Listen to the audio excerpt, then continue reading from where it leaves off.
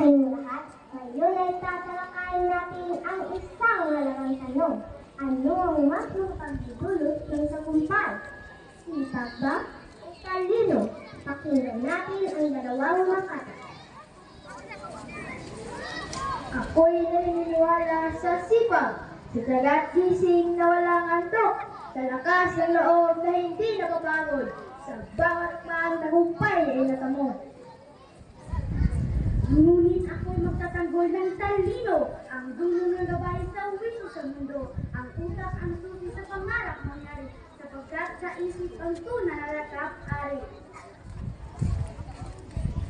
Sipag ang susi sa araw-araw, kahit magkamali, muling babangon lamang.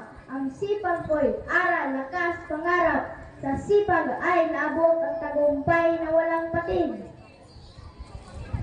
Talino ang mabukas ng pintuan, sa kalkuladang problema may solusyon. Kung sipag lang baka hubusan ka, sa talinong solusyon ay tunay na dumadating. Ako'y masipag sa araw-araw na gawain, hindi natitinag kahit may bagyot o nuspa sa pawis at saga. Pangarap ay naisa sa katuparan, kahit simpleng tao may pag-asang patutunguhan. Ngunit ang talino'y kayamanan di nabibili, sa pagpapalagaan ng solusyon sa pagkalagi dumarating.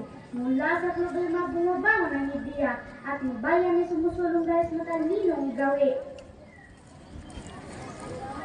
Sipag ang tulay na magdadala ng solusyon, hindi lang pa sa trabaho bagkus ang atraksyon.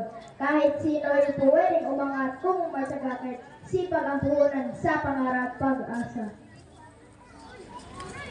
Kung sipag lang, solusyon ay di sapat. Talino ang gabay para makarating sa tamang hakbang. Hindi nasasayang ang oras, aksyon ay maalos. Talino ang nagbibigay ng direksyon sa bawat kilos. At ganito nga natapos ng ating debate sa tanong.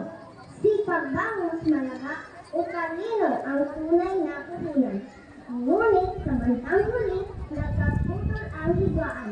Parinong mahalaga, sipag at talino sa panglago ng bayan.